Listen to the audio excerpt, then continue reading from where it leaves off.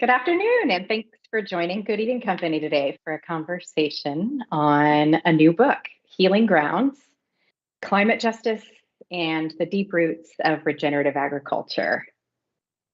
So I'm Renee McKeon. I'm the Vice President of Sustainability and Corporate Social Responsibility for Sodexo Corporate Services, and I lead sustainability for the Good Eating Company. And this Earth Month, we are sharing all the ways in which we work to support healthy people and planet, and the ways that we aim to source healthy, responsible, delicious food and bring it to our cafes. I'm excited to have author Liz Carlisle with us today with a new book out called Healing Grounds, and we'll be exploring the topic of regenerative agriculture. Good Eating Company's made a purchasing commitment and aims to allocate 15% of its food spend toward food and beverage that's produced using regenerative practices. And that's by 2025. So that's right around the corner, really. Some of our listeners might be really familiar with the topic of regenerative agriculture, but for others, it might be newer. It's really, in a lot of ways, just beginning to enter the public consciousness. But for anybody whose work touches on food and agriculture, it's captured imaginations and attention as a way to perhaps mitigate climate change. And I think right now in these times, we're all really looking for a glimmer of hope and alternatives that can set us on a path toward a better and more livable future. So described really simply, regenerative agriculture is a system of producing food that aims to invest in healthy soils in order to sequester carbon. But that's a major oversimplification in a lot of ways. The benefits run a lot deeper, and we'll learn about that as we talk to Liz. So I'm joined by Liz Carlisle, an environmental studies professor at UC Santa Barbara and an author of multiple books on regenerative agriculture. Liz, welcome, and thank you so much for being here. We're so excited to chat with you today. Thank you so much for the invitation. It's great to be here, Renee, and thanks everybody who's joining in. Yeah, great. So Liz, your new book is hot off the presses, quite literally just released, and it tells the story of several women of color on the front lines of regenerative agriculture. And it's, I think, a really nuanced book that addresses a lot of sort of deeper, more social issues within regenerative agriculture. So I'd love to understand just a little bit about why write Healing Grounds? What brought you to this? Yeah, well, thank you so much for that question. And I am also really excited about this idea of regenerative agriculture and thinking about agriculture as having this capacity for regeneration. Because a lot of times we think about farming as something that is extractive by definition, that we're taking resources away. And something that really came up time and again as I was researching this book is that it doesn't have to be that way. And in fact, thinking about agriculture as extractive is actually pretty new if you think about it, and really deeply tied to the project of colonization on this continent. And so if you kind of unwind that violence of colonization and you take leadership from people who've been on the front lines of that process of colonization, this possibility of agriculture as being regenerative, reparative, and even healing in both environmental and social terms really emerges.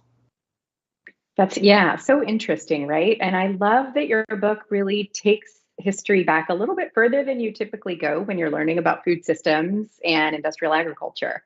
I think for many of us, we really learned that there was this pivot point post-World War II. But, to your point, you really kind of roll it back to colonization and the mentality of conquering and not working with nature, but taking from and dominating nature and people, right? Yeah, that's really well stated, Renee. And I think, you and I have probably both been in a lot of conversations in recent years about, well, how many emissions can regenerative agriculture really offset? I'm sure you get asked that question all the time. And I was getting asked that question all the time. And really, I started researching this book because I was curious. Is it a really big climate solution, as some researchers are saying? There was a big study, a big international team that said, we could offset 20 to 35% of human-caused emissions with regenerative agriculture. But then I have other research colleagues who say it might be really small amounts of emissions we could offset through this, and who really discourage regenerative agriculture being promoted as a major climate solution because they see it as a distraction from things like the energy sector. So I was wondering why there was that big gap. And what I really found is that it's true that there are some approaches that are being sort of branded as regenerative that aren't really that different from conventional, that just sort of add a couple individual practices. But then there's this more powerful approach to regenerative, and it is this approach rooted in Indigenous communities and communities of color that really can be a very powerful and impactful climate solution. And so the book centers on these 4 women of color and the connections that they have to these really deep histories within their communities, because that is the version of regenerative that I think we should all be looking to as the high bar, as the way to really make change at the scale that we need to. Yeah, I love it. And those stories are really artfully woven and really beautifully told. Can you tell us how you selected these stories and these women to focus on in the book? Yeah, I mean, that was really hard because I did a lot of interviews for this project, and there are so many incredible regenerative agriculture leaders out there, and so many, community efforts and individual people of color and histories that are really, really compelling. Ultimately, the choices that I made have a lot to do with how I'm positioned. So for folks who don't know or aren't making this assumption, I'm a white woman and I'm writing a book that features people of color. And that can be a very problematic thing. There can be representational violence in that act. And the only way that I could even hope to do a book like this in a way that's responsible is if I was accountable to the people that were featured in the book. And so we sort of set some things up. There's an advisory board made up of people who are featured in the book who made a collective decision about what to do with the advance, any money that came out of the book. People read sections that featured them or quoted them, and their feedback was incorporated, those sorts of things. But it was important more deeply for me to have actual relationships with these communities that I was writing about in ways that I can be held accountable on an ongoing basis. So that's a long way of saying the first section features Latrice Tatsey, who is an Indigenous woman. She's from Blackfeet Nation in Northwest Montana, doing this awesome buffalo restoration work. I'm from Montana.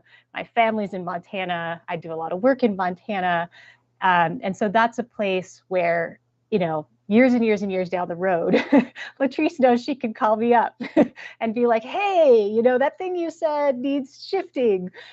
So this book is really kind of rooted in my own relationships and the places where I've been working with people for more than just the time frame of the book. I love that. And ultimately, regenerative agriculture and regenerative ways of living and doing business are so much about relationships. So that makes a lot of sense. And the representational violence is a phrase that resonates. Again, working on a project and an initiative around regenerative sourcing, but being a white woman is something that I spend a lot of time thinking about, and one of the many reasons why your book resonated so much and was something I wanted to discuss today. Would you like to share anything about the other women featured? You mentioned Latrice, and there are so many other great stories that are featured. We'd love to hear a little bit about the other sort of protagonists that you've written about. Yeah. I mean, just obviously, I'm a huge fan of all these people. It's been such a rewarding experience to get to hear more about their stories. The second section features a woman named Olivia Watkins, who's president of the Black Farmer Fund and also stewards a piece of forested land that's been in her family for 130 years in the Triangle region of Raleigh, Durham, Chapel Hill, and North Carolina. And it was really cool to talk to Olivia because she realized, that her family had this piece of land and that maybe she could come to be the steward of it as her grandmother was kind of getting older at a time when she was thinking about becoming a farmer, because she had farmed quite a bit in Hawaii and had quite a bit of training. And what most people would have done in that situation is they would have actually cleared the forest so that they had farmland. But instead of that, she's super passionate about forest conservation. And she thought a lot about how this space had been a sanctuary for Black people and her family during a time when there was so much oppression and violence coming from the white community, and also how it was a sanctuary for non-human relatives, for wildlife in an area that was rapidly urbanizing. So she did this forest farming. She raised mushrooms in the understory of the forest, which I thought was just incredible. And then in the last couple sections, I feature women from California, which is where I live and work. And the third section features Ida Guzman, whose research looks at the connection between biodiversity below ground and the soil organisms that are so central to building up soil health and carbon sequestration, like you were talking about, Renee, and how that's connected to biodiversity above ground and the diversity of crops. And in fact, polycultures that a lot of farmers coming from immigrant communities are planting in California's Central Valley. And then I also, in the fourth section, featured Nikiko Masumoto, who farms organic peaches and nectarines and apricots and raisin grapes, also in the Central Valley, as the third generation of her family to farm that land. Comes from this incredible story of grandparents who were incarcerated during World War II, during the internment period, just for being Japanese American, but decided that they were going to plant roots in American soil, and really claim that place of belonging. So yeah, just an incredibly inspiring group of women. Really inspiring stories. I'll echo that. For those of us, I'm in the Bay Area, and Good Eating Company has a stronghold here in the Bay Area as well. We're national, but for us to hear the name Masumoto and think of anything but the amazing and famous stone fruit coming from Masumoto's farm is, we salivate over those peaches. From a culinary standpoint. And then Heidi Guzman's story, of course, also was, it was just really lovely to hear about that journey of, being a scientist, but going home and connecting to that land that her family was so attached to. And that's a story that's woven through, or, a theme that's woven through every story, is that connection to the ancestral land, to family land and practices. And so, that takes us to the crux of it, really, the deep roots of regenerative agriculture that you refer to in the title of your book, really address this traditional ecological knowledge and these practices and wisdom that have been gained and passed down. I'd love to understand a little bit about the perspective of regenerative agriculture as it pertains to that. Yeah, that was one of my big learnings researching this book, is that regenerative agriculture often seems like it's discussed as something new, like this novel, innovative way of farming. And for a lot of farmers who've been sort of steeped in, the sort of conventional wisdom about agriculture in the United States over the past couple generations, it is really new. And it's exciting to think about doing things differently. If you've been a commodity farmer who's seeing your farm, potentially go bankrupt, most commodity farmers I've talked to, I don't find it to be very fun to kind of pursue that economic model and the way it's going. So I honor that sort of energy of trying something new, but these regenerative agriculture techniques are not new. What I found is that in most cases, they're hundreds, thousands of years old, and they're rooted in the ancestral traditional knowledge of communities of color and indigenous communities. So, global indigenous communities, meaning that for some folks who are Asian American, they can trace these techniques back to practices used in Asia thousands of years ago, or people who are Mexican American can trace back to practices used in that part of the world thousands of years ago. And so here in the United States, there are all of these people, whether they're indigenous to this continent or whether they're within these communities of color, for whom these are not new techniques, but they're actually part of these larger holistic systems for thinking about being in a reciprocal relationship with land. Mm-hmm. Absolutely. I love that. And we talk about that relationship to land. So one of my questions was, of course, that, in the book, there's sort of this sentiment that the practices come from indigenous wisdom. A connection to the land is, part of what's necessary, really, to understand that we're stewards of the land. We can't just take and we have to give back. And something that crossed my mind as I was reading it, at least, was, in this country, we have this manifest destiny history. We've moved a lot. A lot of people don't live where they're from. Land hasn't been held on to and passed down. So without that connection to land, how does this model work? How can we rebuild those ties? Yeah, I think that's exactly it. It is about rebuilding, and it is about regeneration in a really deep sense. I remember Nikiko Masumoto talking to me about, what does it mean to belong to a place? And it's interesting for her, I think, to be hearing her tell her story, because her family went through extreme disruption. Her grandparents had been farming in California, but they weren't allowed to own the land they farmed because of the alien land laws that prevented Japanese Americans from owning land. So that was a barrier, but they dreamed of saving enough money that perhaps their kids could own land, hoping that perhaps the laws would change. But then they were incarcerated and they lost everything. They lost all that money they had saved, years of their lives. And even under those circumstances, when Nikiko's grandparents, they fell in love actually during that internment period. And when internment was over, they found a piece of land, and it was not an easy place to build soil. It was hardpan in California's Central Valley, like the last very, very challenging place to kind of build these regenerative principles, to put organic matter into the soil and build up that soil life that stores carbon, but also makes great peaches. But they did it over time. And it's partly a story about their perseverance, against all odds. And Nikiko definitely calls attention to the ways in which laws, could have made it easier. And had there not been so much discrimination, or had there been a program to sort of make people economically whole after that experience, it would have been easier. But they had this deep commitment, and they had enough support for that idea of belonging to a place. And so when we think about how to foster more regenerative agriculture, ecologically speaking, all the scientists I talk to, they talk about roots and how all the carbon, in the soil ultimately pretty much comes from roots. And the carbon released from roots, it's more labile, which means it's easier for the microorganisms to digest. So that ecologically is like the key to carbon sequestration.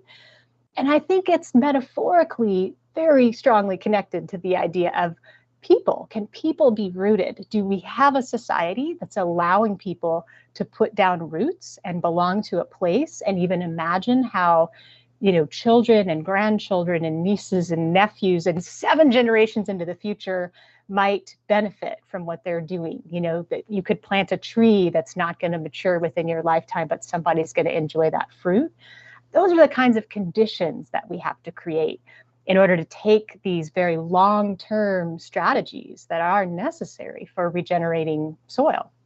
Mm-hmm. Yeah, no, that's fascinating. I love that. One of the statistics that blew my mind in the book was that people of color own 2% of agricultural land in the United States. And so, what does that mean to you in terms of how we can scale land ownership, access to land, and regenerative agriculture through this sort of indigenous or traditional local knowledge?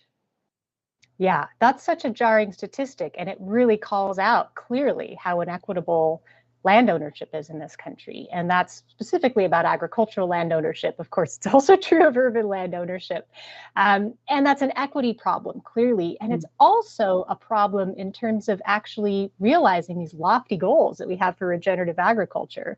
Because I spend this whole book learning about all of these deep histories of regenerative agriculture within the indigenous community, within the Black community, within the Latinx community, within the Asian American community, and all of this capacity that exists within those communities to make this happen in a big way and really, do this big climate solution. And yet those are precisely the communities that don't have access to land. So I think that land access is just absolutely critical. And I do think it's a policy challenge as well as something that, can be tackled through other sectors. It's hard to imagine this happening without the government getting involved in, buying out farmers who are retiring, for example, and then making sure that land is available in a more equitable way to the next generation.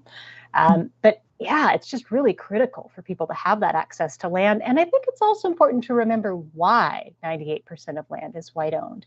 Because if you think about it as an accident of history, or if you think about it as having to do with people's economic performance or something kind of horrid like that, you might come to different conclusions about what needs to be done. But the reason that's the case, of course, is that land was taken from indigenous people, land was taken from Black people multiple times, and of course they were stolen from their own land before that.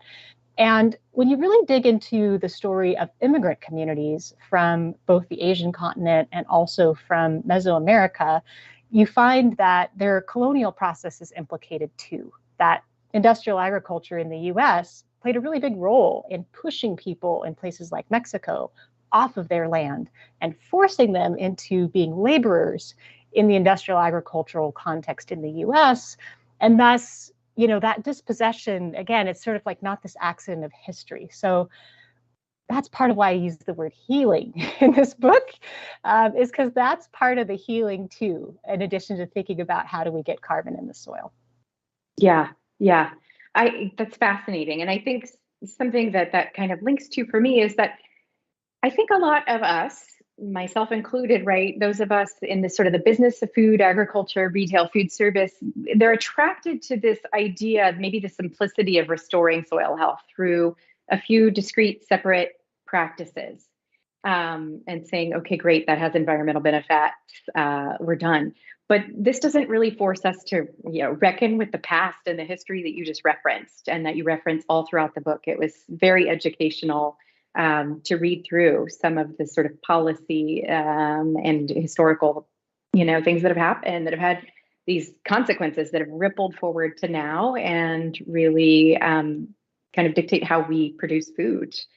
So, for companies that may be thinking about a way of dealing with climate change without bringing the social piece, without having to talk about racism or colonialism, because these are uncomfortable topics, do you have thoughts or advice on that? Well, you're not going to avoid it forever, so I think maybe wait and sooner rather than later. Yeah, I mean, I think that Black Lives Matter and the response to George Floyd's murder hopefully has shown everybody in this country that you just cannot avoid talking about race, and you're just not going to be effective in trying to accomplish your goals if you're unwilling to go there and acknowledge reality. So I think any company that wants to have a regenerative agriculture strategy needs to have an upfront discussion about how equity and race fit into that. Because if you're not paying attention to what you're doing, ultimately you're always just reinforcing whatever dynamics existed before you started acting. And that is the dilemma of being a person with a lot of privilege, being a white person, being a person in a position of power. You may not have had anything to do with creating the circumstances that gave you that privilege or that power. At the same time, if you don't acknowledge them and think intentionally about how you're going to navigate, you're just going to deepen it. So I think that is the challenge, is for a company in the regenerative agriculture space to take that moment to do that landscape analysis and look at how are we positioned within agriculture more broadly, and kind of just take that perspective a little bit broader view than maybe you might have thought of at the beginning, in terms of not just like how do we improve our carbon performance, but how are we situated within the agricultural economy? And what opportunities do we have to leverage the resources and the positionality that we have to actually make a deeper change? Mm-hmm. Yeah. And I think understanding that regenerative agriculture isn't a collection of this, disparate practices that you can put together and sum up into a nice, tidy package that is all of a sudden sustainable or equitable and just is critical, right? The intentionality is key. And that's something that, keeps me awake at night and is a big part of what we're trying to be conscious of and move forward with, light footsteps, but with a big impact. As we sort of come near the end of our time, I have another question for you. When, I know you are a researcher, and you have a lot of background looking at food systems and agroecology, but I wonder if you have thoughts on the role of larger farms in regenerative agriculture. Your book highlights a lot of more smallholder systems, owner-operated farms and ranches.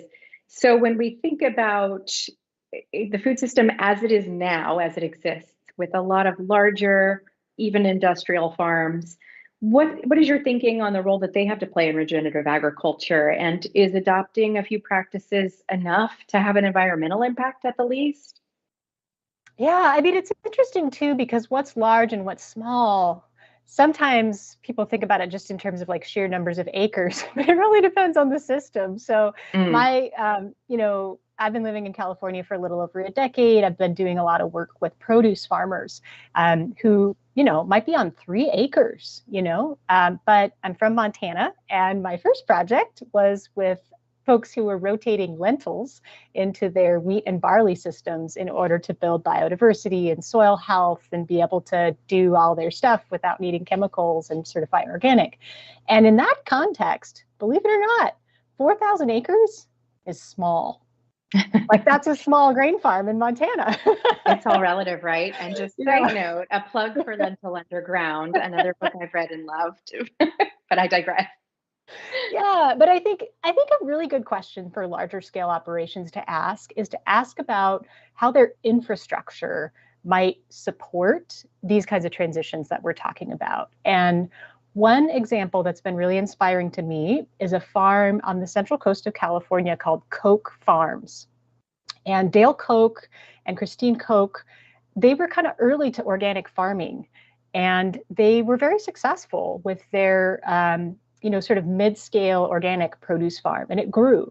And they had enough customers and, big enough customers and reliable customers that they developed a lot of infrastructure. They developed, a really good warehousing system. They had really great contracts, long-term contracts.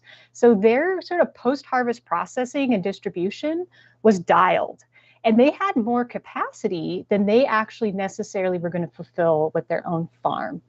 And so, people found themselves in that situation before, and sometimes they set up very hierarchical ways of sourcing from other producers. But they didn't do that. They really allied with a bunch of small farmers in their region, including a lot of non-white farmers, a lot of immigrant farmers, including some folks who, English wasn't their first language. And some of those relationships with buyers, pieces of that would have been challenging. And they've become an aggregation channel for a lot of deeply impactful small farms in their region. And so, depending on how you categorize them, they might show up to you as a large scale farm or a medium to large scale farm, but they've really thought carefully about how to leverage the infrastructure that they built, given their capacity as a largest scale farm, in order to make it possible for all of this land stewardship to happen around them. So I think that sort of model is just absolutely brilliant. Yeah, aggregators, food hubs, and we know and love Koch Farms here in California. Totally agree. Gosh, I wish we had hours to discuss this, but we're coming up toward the end of our time. So I wanted to just thank you for taking time to join us today and share about your journey. And some of my key takeaways from this conversation are that, not all regenerative agriculture is created equal. Practices are local, and how holistic they are make a really big difference. And that these practices have a really long history, and they've come to us through land stewards that are resilient and have defied the odds and operated sort of on the margins in spite of, all odds against them. And that wasn't, as you say, an accident of history. There is structural racism and colonialism that shaped that. And that's why these voices haven't been heard. So it's so important to bring those voices to the table and to highlight those practices and the wisdom behind them without co-opting them. So something to be mindful of as we operate in this space, myself and all of us working in food, agriculture, food service. I would like to take a second to encourage everyone to go to a local bookstore and purchase Liz's book, Healing Grounds. Like I said, the stories are really beautifully told, and Liz, your insights really helped tie together for me, a lot of history that I wasn't aware of. And, for what may seem like separate themes to some people, kind of shows that interconnectedness of it all. So I hope everyone buys the book and reads the stories of these women and how holistic agriculture, as Liz talks about in the book, can serve to heal people and planet. Liz, thank you so much. Really appreciate you taking the time. Really great. Really excited to know that someone as thoughtful as you is doing the work that you are. So thank you so much for bringing me in today and giving me a little window into what you're thinking about. This is awesome. And for everybody out there who are colleagues of Renee and who are working on this, thank you. It's really needed, and I really appreciate all your efforts. Oh gosh, thanks for your time. I appreciate it, and we appreciate it. All right, Liz, Take care. Happy Earth Month, everyone. Go Happy buy the Earth book. Month.